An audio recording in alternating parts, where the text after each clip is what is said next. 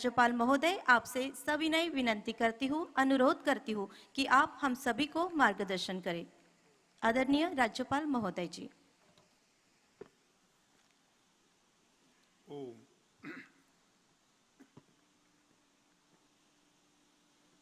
माननीय मुख्यमंत्री श्री देवेंद्र फडणवीस जी ने महाराष्ट्र विधानसभा में जो भाषण दिया था, जिसकी मेरे से पूर्व सभी वक्ताओं ने बहुत विस्तृत जानकारी दी है, भारत के संविधान की गौरवशाली अमृत महोत्सवी यात्रा, इस पुस्तक के लोकार्पण समारोह में उपस्थित प्रदेश के युवा एवं लोकप्रिय मुख्यमंत्री माननीय श्री देवेंद्र फडणवीस जी और हमारे बीच में जिन्होंने अपने वक्तव्य से हम सबको आनंदित भी किया और माननीय फडणवीस जी के व्यक्तित्व से, उनकी प्रतिभा से हम सबको अनुभूति के द्वारा जानकारी दी। ऐसे उप मुख्यमंत्री श्री एकनाथ शिंदे जी, महाराष्ट्र विधान परिषद के सभापति माननीय प्रोफेसर राम शिंदे जी, विधानसभा के माननीय अध्यक्ष एडवोकेट राहुल नार्वेकर जी, उप सभापति विधान परिषद माननीय डॉक्टर श्रीमती नीलम गोरे जी, उपाध्यक्ष विधानसभा श्री अन्ना बनसोड़े जी, उच्च एवं तकनीकी शिक्षा तथा संसदीय कार्य मंत्री आदरणीय श्री चंद्रकांत दादा पाटिल जी, नागपुर में चल रही शीतकालीन सत्र के लिए पधारे सभी सम्मानित मंत्रीगण, विधायकगण और इस नगर के बहुत ही प्रतिष्ठित महानुभाव, देवी और सज्जनों, सर्वप्रथम मैं भी पहली बार यहाँ आया हूँ और संभवतः लोक भवन बनने के बाद आप भी पहली बार आए हैं। इस अवसर पर मैं आप सभी का लोक भवन में हार्दिक अभिनंदन एवं स्वागत करता हूं। और संयोग आज इतना अच्छा रहा, इस लोक भवन बनने के बाद, क्योंकि इस भवन में संवैधानिक कार्यक्रम ही होते हैं और संविधान से संबंधित इतनी सरल और जानकारी पूर्ण पुस्तक का मिलना हम सब के लिए सौभाग्य की बात है। इसके लिए मैं फडणवीस साहब को बहुत बहुत बधाई और अभिनंदन करता हूं। मैं भारत के यशस्वी प्रधानमंत्री जी का भी बहुत आभार प्रकट करता हूं कि जिन्होंने राजभवन का नाम बदल के लोक भवन कर दिया और उन्होंने, आप पिछले दिनों सुना होगा, जिस समय वो लाल किले की प्राचीर से बोल रहे थे 15 अगस्त पे, तो उन्होंने हम सब के लिए एक आह्वान किया था, देशवासियों के लिए, कि लंबा समय हमें आजादी का हो चुका है, अब हमें पूर्ण रूप से गुलामी की मानसिकता से बाहर निकलना चाहिए। कोई भी क्षेत्र हम सब का ऐसा ना हो जो दासता, दीनता, हीनता, ऐसी मानसिकता हमारे में बचे। आज हम स्वतंत्र राष्ट्र हैं, इतना बढ़िया संविधान जिसकी व्याख्या मेरे से पूर्व सभी वक्ताओं ने की हमारे पास है। आज भारत बहुत तेजी से दुनिया की तीसरी आर्थिक व्यवस्था की ओर बढ़ रहा है। इस 75 वर्ष के कार्यकाल में 25 करोड़ लोग गरीबी रेखा से बाहर निकले हैं। आज जब इस देश में हम देखते हैं, उस गुलामी के समय सुई तक नहीं बनती थी, आज इस देश में हवाई जहाज बनने की तैयारी हो रहा है और बनने शुरू हो गए हैं बड़ौदा में, कार्गो जहाज। और हर क्षेत्र में भारत बहुत तेजी से आगे बढ़ रहा है। ऐसे समय में हमें गुलामी की मानसिकता के विचारों को पूर्ण रूप से तिलांजलि दें, ऐसा प्रधानमंत्री जी ने आह्वान किया।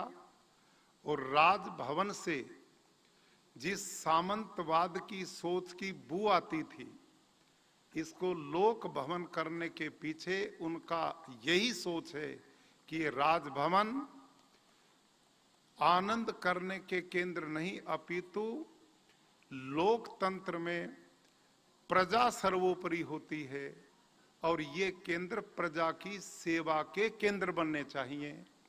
हम सब जितने भी लोग हैं वो प्रजा की सेवा के लिए हैं, प्रजा सर्वोपरि है।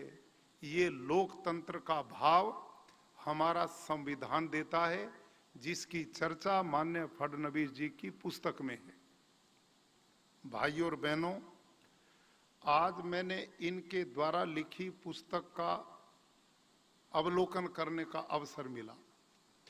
अब जो बात मैं सोच के आया था कहनी है, वो तो सारी मेरे से पहले सबने कह दी। अब मेरे पास कोई ऐसी बात बची नहीं जो मैं कह पाऊं। लेकिन अब क्योंकि एक परंपरा होती है, मेरे को भी बोलना ही है। तो जैसे फडणवीस साहब ने कहा, एक धारणा हमारे देश में लगभग लोगों में है, मैं स्वयं सुनता रहा हूं, कि भारत का जो संविधान है वो 10-20 देशों के, यूरोप आदि देशों के संविधानों को इकट्ठा करके पढ़ लिया, जोड़ दिया और बना दिया। ये लगभग मान्यता लोगों में आज भी है।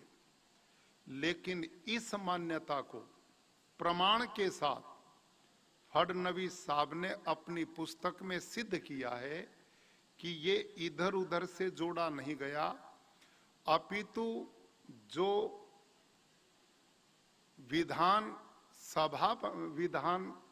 बनाने के लिए जो सभा निर्धारित की थी, उसमें उस समय के पूरे देश के सर्वाधिक योग्य लोगों को उसमें बनाने के लिए जोड़ा गया था। और वो हर क्षेत्र के लोग थे, अत्यंत प्रतिभाशाली लोग थे, जिन्होंने लगभग 3 साल तक बहुत लंबा मंथन करने के बाद इस संविधान को हमें दिया है। एक बात। दूसरा, आपने जो बहुत अच्छा प्रमाण इसमें दिया,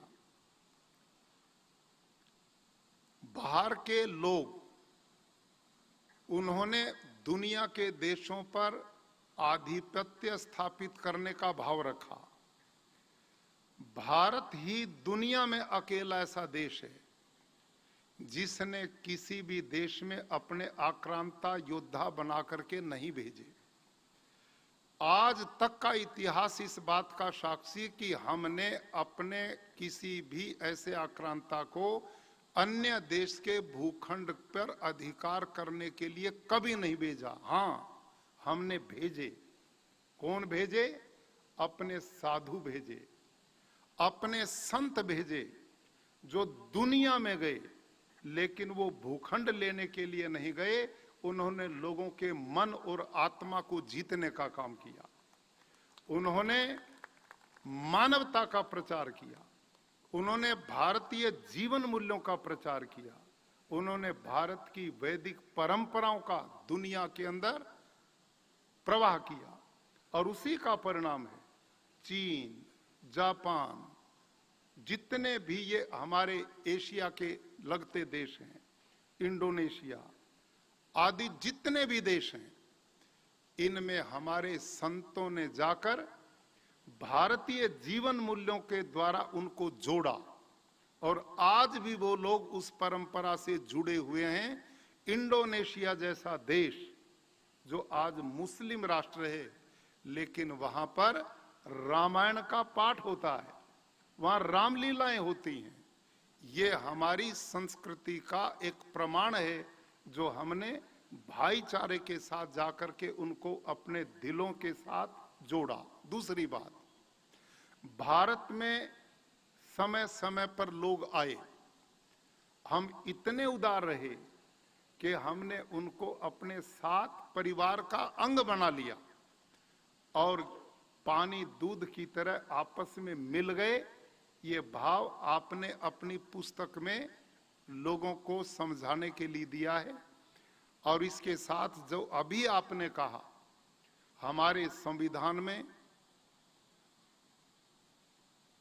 सिंधु घाटी से लेकर रामायण, महाभारत, गीता, छत्रपति शिवाजी महाराज तक का वहां पर चित्रण किया गया है।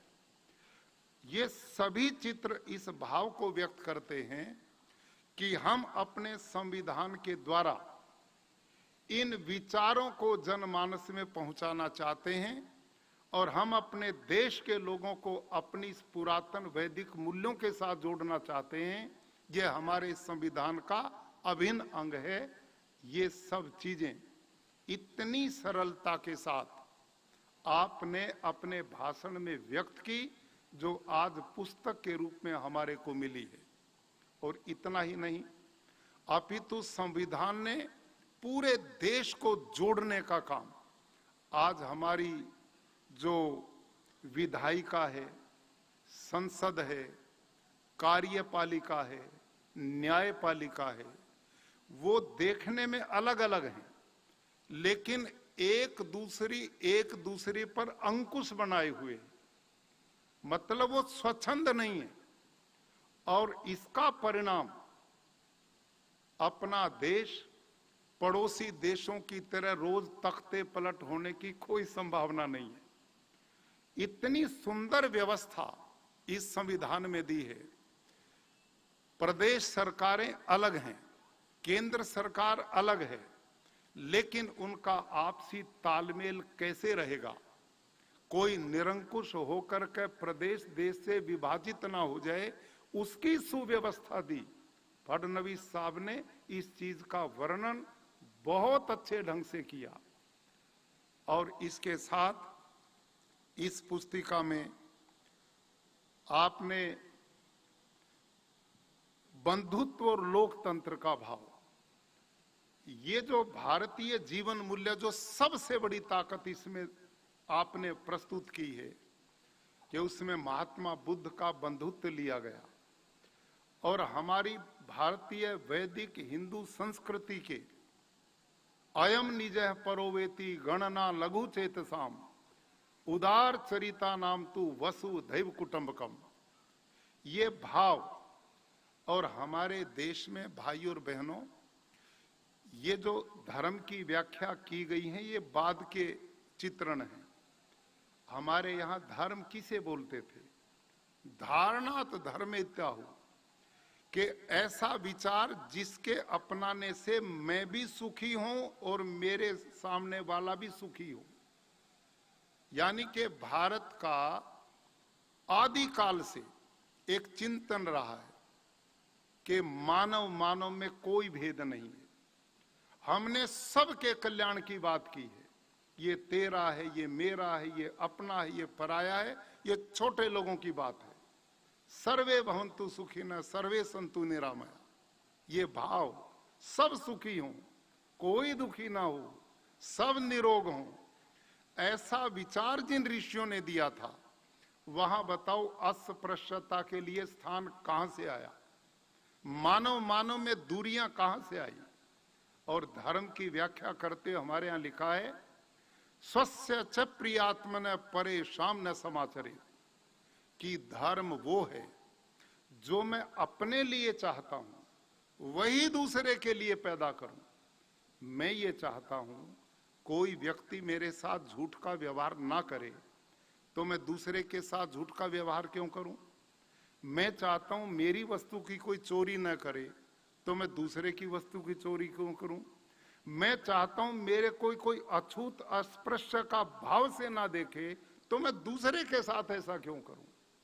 ये विचार आदि काल से हमारे ऋषियों ने दिया था।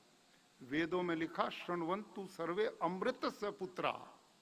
इस धरती पर जितने मानव हैं वो एक परमात्मा की संतान है, एक पिता के पुत्र हैं।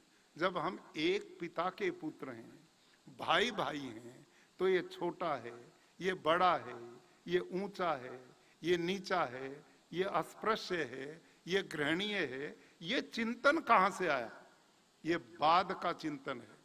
लेकिन हमारे संविधान ने बीच में ऐसी गलत व्यवस्था को तोड़कर इस व्यवस्था को समानता के रूप में देकर इस समाज को जोड़ने का काम, राष्ट्र को जोड़ने का काम, एकता का काम, ये बहुत बड़ा काम हमारा संविधान करता है।